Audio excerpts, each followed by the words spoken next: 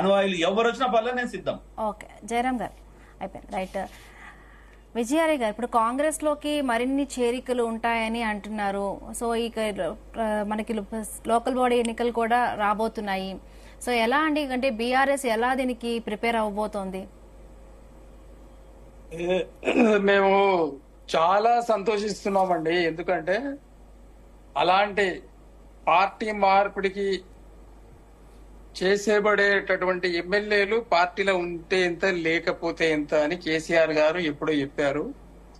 కేసీఆర్ గారి ఏదైతే వీళ్ళు తెలుగుదేశం పార్టీ అంటే గత కాలంలో 74 సంవత్సరాల తెలంగాణ ప్రజల గోసను తన భుజాల మీద వేసుకుని రాష్ట్రాన్ని ఏదైతే సాధించారో అలాంటి తెలంగాణ ప్రజలకు విరుద్ధమైనటువంటి ఈ పార్టీలకు బుద్ధి చెప్పాలి, తెలంగాణ ప్రజల రోషం మీసం చూపెట్టాలి అనే ఉద్దేశంతో ఆయన రాజ్యాంగాన్ని ఖచ్చితంగా అమలు పరుస్తూ వస్తేగిస్తే మీరు ఎల్పీగా రండి కానీ ఇండివిజువల్ గా రావద్దు, ఇండివిజువల్ గా వస్తే రాజ్యాంగాన్ని మనము పక్కదారి పట్టించినట్టు అవుతుంది అని ఉద్దేశంతో ఆయన ఎల్పీగా వస్తే మాత్రమే తీసుకున్నాడే తప్పిస్తే మరి ఇండివిజువల్ గా పోతే ఎవరిని తీసుకోలేదు.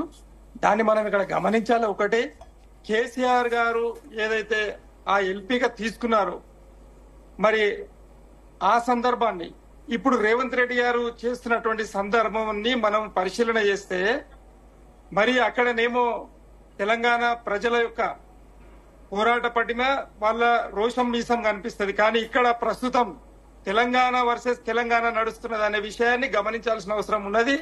కాబట్టి వచ్చే కాలంలో మొత్తం పార్టీలో ఉన్న ఎమ్మెల్యేలందరినీ రేవంత్ రెడ్డి గారు తీసుకున్నా మాకు ఫరక్ పడేది లేదు. మేము ప్రజల పక్షాన్ని ఉంటాం. కేసీఆర్ గారే మరి తెలంగాణ ప్రజలకు శ్రీరామ రక్ష ఇప్పటికైనా ఎప్పటికైనా కూడా ఇది యాది పెట్టుకోవాల్సిన అవసరం ఉన్నది. మరి బీఆర్ఎస్ కు నష్టం వచ్చేది ఏం లేదు, కష్టం వచ్చేది ఏం లేదు. ఇప్పటికే దాదాపు 11 నెలల కాలంలో మరి ఏదైతే ప్రజాపాలన అంటూ ప్రతీకార పాలన చేస్తా ఉన్నారు రేవంత్ రెడ్డి గారి విషయం, కాంగ్రెస్ పార్టీ విషయం ప్రజలు గమనిస్తా ఉన్నారు.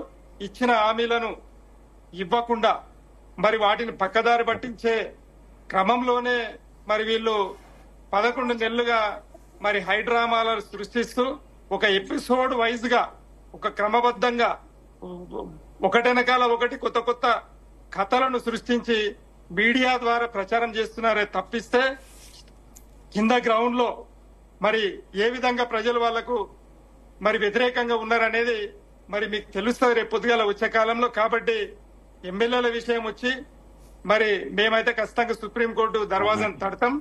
సుప్రీంకోర్టు దగ్గర న్యాయం మాకు దొరుకుతుందనే నమ్మకం మాకు ఉంది.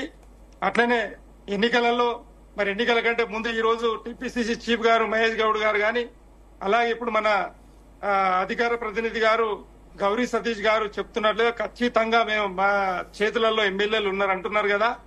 ఉంటే ఖచ్చితంగా బ్రదర్ మీరు తీసుకోండి, మీ పార్టీలకు మీరు ఆనందించండి. కానీ ప్రజాపాలన అంటూ మరి దుష్పరిపాలన చేయొద్దని చెప్పి మేము బీఆర్ఎస్ పార్టీ తరఫున కోరుతా ఉన్నాం.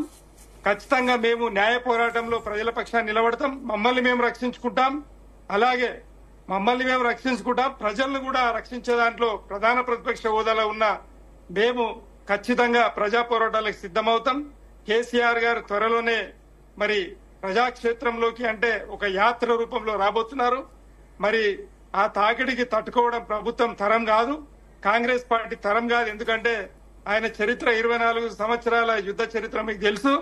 కాబట్టి త్వరలో అన్ని జరగబోతాయి. మీకు ఏమేమి కావాలనుకుంటారో మీరు అన్ని చేయండి. ప్రభుత్వం అధికారం మీ చేతిలో ఉంది. కేంద్ర ప్రభుత్వంలో భారతీయ జనతా పార్టీ ఉంది. మీ ఇరు పార్టీలు బీఆర్ఎస్ ను తుదపుంచుంటే క్రమంలో ఏమేం పనులు చేయాలో అన్ని చేయండి. మేము చూస్తూ ఉంటాం. కార్యకర్తల బలంతో, మా నాయకుల బలంతో, కేసీఆర్ గారి బలంతో, ప్రజాబలంతో మేము ముందుకు నడుస్తూనే ఉంటాం. మరి మీ కుప్పిగంతులు ఎంతవరకు పనిచేస్తాయో చూస్తామని చెప్పి నేను ఈ సందర్భంగా మీకు తెలియజేస్తా ఉన్నా. అయితే హైడ్రాకు సంబంధించి మొట్టికాయలు పడ్డాయి, దాన్ని మీరు మొదలు సవరించుకోండి. అలాగే మొన్న మా మాజీ ఎమ్మెల్యే కొడంగల్ మరి ఆ విషయంలో కూడా నరేందర్ రెడ్డి గారి విషయంలో మొట్టికాయలు పడ్డాయి, దాన్ని సవరించుకోండి. మరి ఇలాంటి సందర్భాలలో మరి ఎన్నో తప్పులు చేస్తా ఉన్నారు. మీరు ఇచ్చిన హామీలు 6 గ్యారెంటీలు ఇప్పటిదాకా నెరవేరలేదు. 18.5 వేల కోట్ల రూపాయల మాత్రమే మరి ఇప్పటి వరకు చెల్లింపులు జరిగినాయి. ఇంకా 50% చెల్లింపులు జరగలేవు రుణమాఫీ విషయంలో. అట్లనే మరి పిల్లలకు విద్యార్థినులకు మరి స్కూటీ కొనిస్తామన్నారు. మహిళలకు 1,00,000 రూపాయలతో పాటు పెళ్ళయ్యే పిల్లలకు మరి వాళ్లకు ఏది బంగారు ఆభరణాలు కొనిస్తామన్నారు, తులం బంగారం ఇస్తామన్నారు. అలాంటివి చాలా ఉన్నాయి. కాబట్టి మీ హామీలు ఇప్పటిదాకా నెరవేరలేదు. ప్రజలంతా బాధలో ఉన్నారు. మరి రుణమాఫీ కాలేదు, అట్లనే రైతు భరోసా లేదు. మరి ఎవరైతే పెద్దలు ఉన్నారో వయసు ఉడిగిన వారు వాళ్ళకి ఇప్పటిదాకా పెన్షన్ లేదు. అలాగే నిరుద్యోగ యువతకు జీవన భృతి ఇస్తామని చెప్పి ఇప్పటిదాకా జీవన భృతి లేదు. ఒకసారి మీరు పరిశీలన చేసుకోవాలి. ఎందుకనంటే విద్యార్థులకు ఈ రోజు 5 లక్షల గ్యారంటీ కార్డు ఇస్తామని చెప్పిండ్రు, చేయుత కార్డు ఇప్పటిదాకా ఇవ్వలేదు. అన్నప్పుడు మీరు చేస్తున్న పనులు ఎంత సుఖంగా ఉన్నాయో ఒకసారి చూసుకోవాలి. గత కాలంలో మేము తప్పు చేసినాము అని అనుకుంటూనే మీరు కూడా అదే తప్పులు చేస్తారనుకోండి, ప్రజలు చూస్తూ ఉంటారు. మరి ప్రజలు ఎవరికైనా కూడా, మీకైనా మాకైనా మరి ఖచ్చితంగా ఏ సందర్భం వస్తే ఆ సందర్భంలో మనకు తప్పులు చేసిన వారికి ఖచ్చితంగా మరి వాళ్ళు బుద్ధి చెప్తానే ఉంటారనే విషయాన్ని ఇరువురం గుర్తించుకోవాల్సిన అవసరం ఉన్నది. మేము పక్క రాజకీయాలే చేసినాం, క్లియర్ గా చెప్తా ఉన్నాం. తెలుగుదేశం పార్టీ, కాంగ్రెస్ పార్టీ నుండి వచ్చినటువంటి ఎమ్మెల్యేలను ఎల్పీగా మాత్రమే తీసుకున్నా ఉన్నాం, కానీ ఇండివిజువల్ గా తీసుకోలేదు. మీకు దమ్ము ఉంటే ఎల్పీగా తీసుకోండి, మీరు బాగుపడండి, రాష్ట్రాన్ని బాగుపరచండి. బీఆర్ఎస్ ఫరక్ పడదు. ఇది ఒక్కటి మాత్రం జ్ఞాపకం పెట్టుకోవాల్సిన అవసరం ఉందని చెప్పి మీకు తెలియజేస్తా ఉన్నాం. అల్జాపూర్ శ్రీనివాస్ గారు.